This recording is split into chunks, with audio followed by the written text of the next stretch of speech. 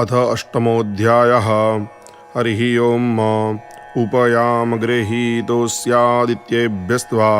विष्ण उरुगायैखते सोमस्तग्गुरक्षस्वमात्वादभन्न कदाचनस्तरीरसिनेन्द्रश्चिदाशुखे उपोपेन्नु मघवन् भूय इन्नु ते दानन्देवस्य पृच्यत आदित्येभ्यस्त्वा कदाचन प्रयुच्छस्युभे निपासि जन्मनि तुरीयादित्यसवनन्त इन्द्रियमातस्थावमृतं दिव्यादित्येभ्यस्त्वा जज्ञो देवानां प्रत्येति सोम्नमादित्यासो भवतां मृडयन्तः आवुर्भाचि सोमदुर्भवृत्या दग्गुहोश्चिद्यावरिवो वित्तरा सदादित्येभ्यस्त्वा भेवस्वन्नादित्यैखते सोमपीठस्तस्मिन्मत्स्व शरदस्मै नरो वचसे दधात न जदा शीर्दादम्पतिभामश्नुतः पुमान् पुत्रो जायते भिन्दते वस्वधा विश्वाहारप एधते गृहे वाममद्य सवितर्वाममुष्वो दिवे दिवे वाममस्मभ्यग्गुसावीः वामस्य हि क्षयस्य देवभूरेरया धिया वामभाजः स्याम उपयाम गृहीतोऽसि सावित्रोऽसि च नोधाश्चनोदा असि च नो मयि धेहि जिन्वजद्नं जिन्वजद्नपतिं भगाय देवाय त्वा सवित्रे उपयाम गृहीतोऽसि सुशर्मासि सुप्रतिष्ठानो बृहदुक्षाय नमः विश्वेभ्यस्त्वा देवेभ्य एकतेजो निर्विश्वेभ्यस्त्वा देवेभ्यः उपयाम गृहीतोऽसि बृहस्पतिसूतस्य देव सोमत इन्दोरिन्द्रियावतः पत्नीवतोग्रहां हृद्यासम् अहं परस्तादहमवस्ताद्यदन्तरिक्षन्तदु मे पिता भूत अहग्गुसूर्जमुभयतो ददर्शाहं देवानां परमङ्गुहाजत अग्ना इपत्नीवंसजुर्देवेन त्वष्ट्रा सोमं पिब स्वाहा प्रजापतिर्वृखासिरेतो धारेतो मयि देहि प्रजापतेस्ते वृष्णो रेतो दशो रेतो धामशीय उपयाम गृहीतोऽसि हरिरसि हारियो जनो हरिभ्यां त्वा हर्जोर्धानास्थसह सोमा इन्द्राय जस्ते अश्वस निर्भक्षो जोगो सनिस्तस्य त इष्टयजुहस्तु तस्तोमस्य शस्थोक्थस्योपहूतस्यो पहूतो वक्षयामि देवकृतस्यै नसो वयजनमसि मनुष्यकृतस्यै नसो वयजनमसि पितृकृतस्यै नसो वयजनमस्यात्मकृतस्यै नसो वयजनमस्येन स एनसो वयजनमसि जच्चाहमेनो विद्वांश्चकार जच्चा विद्वांस्तस्य सर्वस्यै नसो वयजनमसि संवर्चसा पयसा सन्तनुभिरगन्महिमनसा सग्गुशिवेन त्वष्टा सुदत्रो विदधातुरायो नोमार्ष्टुतन्वो जद्विलिष्टम् समिन्द्रणो मनसा नेखिगोभिः सग्गुसूरिभिर्मघवन् सग्गुस्वस्त्या संब्रह्मणा देवकृतं जदस्ति सन्देवानाग्गुसुमतौ जज्ञियानाग्गुस्वाहा संवर्चसा पयसा सन्तनुभिरगन्महिमनसा सग्गुशिवेन त्वष्टा सुदत्रो विदधातुरायो नुमार्ष्टुतन्वो जद्विलिष्टम् धातारातिः सवितेदञ्जुषन्तां प्रजापतिर्निधिपा देवो अग्निः त्वष्टा विष्णुः प्रजया सगुरराणा जजमाना यद्रविणं दधात स्वाहा सुगावो देवाः सदना अकर्मज आजग्मेदग्गुसवनञ्जुषाणाः वरमाणा वहमाना हविगुह्यस्मे दत्तवसवो वसूनि स्वाहा जाऊं आवह उषतो देवदेवांस्तान् प्रेरयस्वे अग्ने सदस्थे जक्षिवाग्गुसाः पपिवाग्गुसश्च विश्वे सौङ्घर्मग्गुस्वरा तिष्ठतानुस्वाहा भयग्गुहित्वा प्रयति जज्ञे अस्मिन्नग्ने होतारमवृणीमहीह हृदगया हृदगुता शमिष्ठाः प्रजानन् यज्ञमुपयाहि विद्वान् स्वाहा देवा गातु विदो गातुं विद्वा गातुमित मनसस्पद इमं देवजज्ञस्वाहा वातेधाः जज्ञ जज्ञं गच्छ जज्ञपतिं गच्छ स्वाञ्जोनिं गच्छ स्वाहा एकते जज्ञो जज्ञपते सह सूक्तवाकाः सर्ववीरस्तञ्जुषस्वाहा माहिर्भुर्मा प्रेदाकुः उरुगुहिराजा वरुणश्चकार सूर्याय पन्थामन्वेतवा अपदे पादाप्रतिधातवे करुतापवक्तः हृदया विधश्चित नमो वरुणायाभिष्ठितो वरुणस्य अग्नेरनीकमप आविवेशापान्नपात्प्रतिरक्षन्न सृजम् दमे दमे समिधं चक्षग्ने प्रतितेज्वाघृतमुच्चरण्यस्वाहा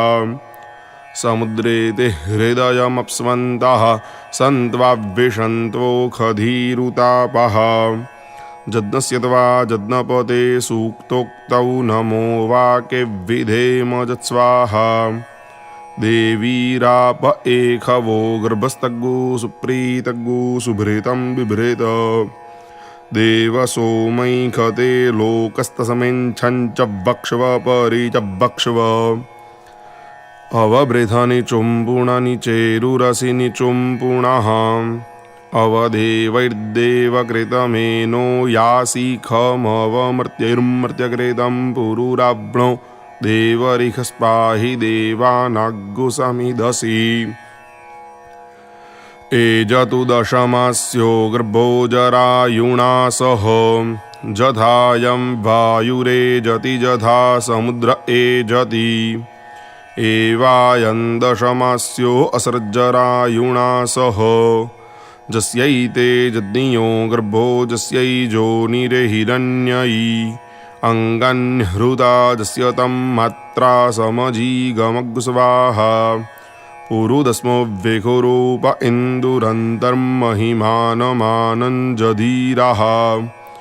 एकपदीं द्विपदीं त्रिपदीं चतुःपदीमष्टापदीं भुवनानुप्रधन्ताग्स्वाहा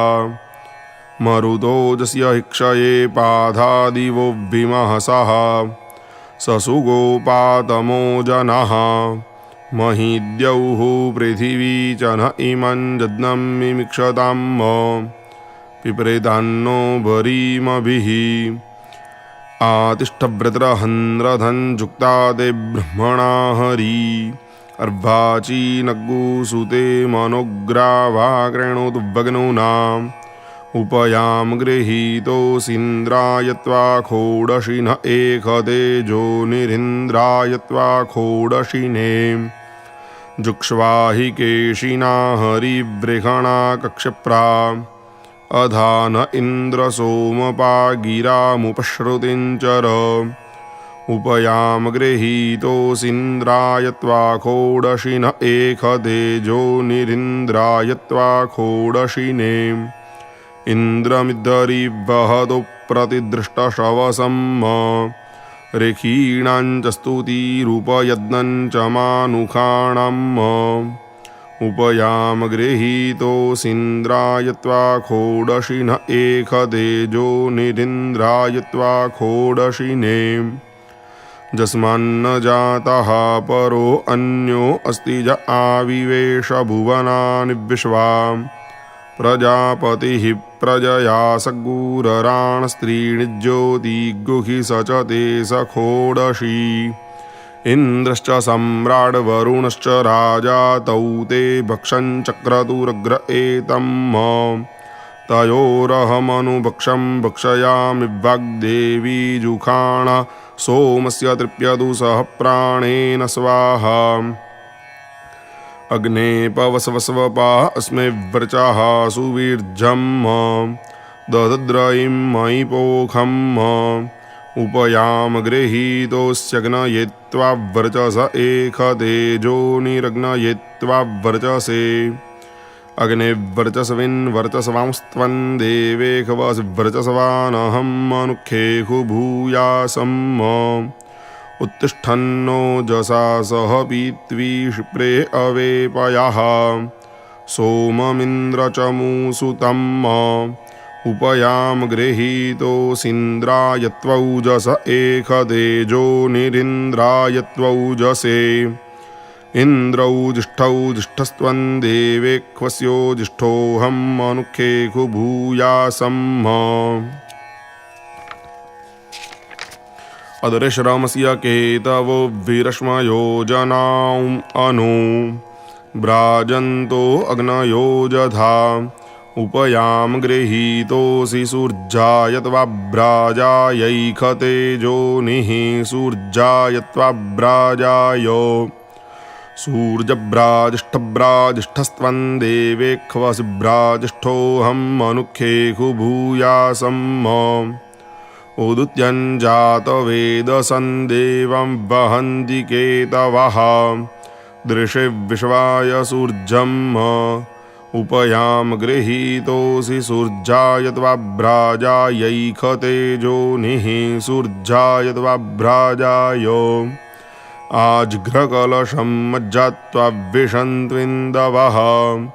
पुनरुर्जानिवृत्तस्वसानः सहस्रं दुक्षोरुधारापयस्वती पुनर्मा विशताद्रैः ईढेरन्ते हव्ये काम्ये चन्द्रे ज्योतेदिति सरस्वती महिविश्रुति एताते अग्ने नामानि देवेभ्यो मा सुकृतं ब्रूतात विन इन्द्रमृधो जहिनी चाजच्छ प्रेतन्यतः जो अस्मां अभिदा सत्यधरङ्गमयातमः उपयाम गृहीतोऽसीन्द्राय त्वाभिमृध एकतेजोनिरिन्द्राय त्वाभिमृधे वाचस्पतिं विश्वकर्माणमूतये मनोजुवं वाजे अद्याहुवेम स नो विश्वानि हवनानि जोहद्विश्वशम्भूरवसे साधुकर्मा उपयाम गृहीतोऽसीन्द्राय त्वाविश्वकर्मण एकतेजोनिरिन्द्राय त्वाविश्वकर्मणे विश्वकर्मन्हविघावर्धनेन त्रातारमिन्द्रमकृणोरवध्यम् तस्मै विषः समनमन्तपूर्वीरयमुग्रो विहव्यो यथा सत उपयाम गृहीतोऽसीन्द्राय त्वाविश्वकर्मण एकतेजोनिरिन्द्राय त्वाविश्वकर्मणे उपयाम गृहीतोऽस्यग्नयित्वा गायतरच्छन्दसं गृह्णामीन्द्राय त्वा त्रिष्टुप्छन्दसं गृह्णामि विश्वेभ्यस्त्वा देवेभ्यो जगच्छन्दसं गृह्णाम्यनुष्टुप्ते भीकरः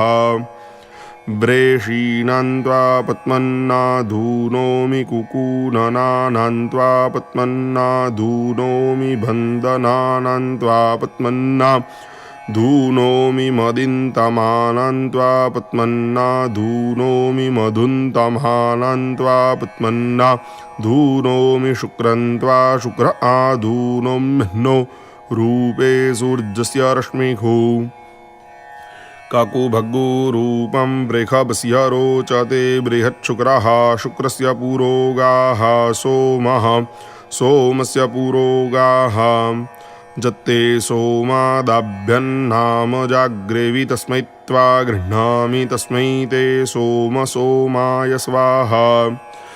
उषिक्त्वं देव सोमाग्नेः प्रियं बाधोऽपि वशित्वं देव सोमेन्द्रस्य प्रियं बाधो पिह्यस्मत्सखात्वं देव सोम विश्वेघं देवानां प्रियं पाथोऽपिः इहरतिरिहरमध्वमिह धृतिरिह स्वधृतिः स्वाहा उपसरेजन् धरुणं मात्रे धरुणो मातरन्दयन् रायस्पोखमस्मासुदीधरत्स्वाहा सतरस्य ऋद्धिरस्य गन्मज्ज्योतिरमृता अभूम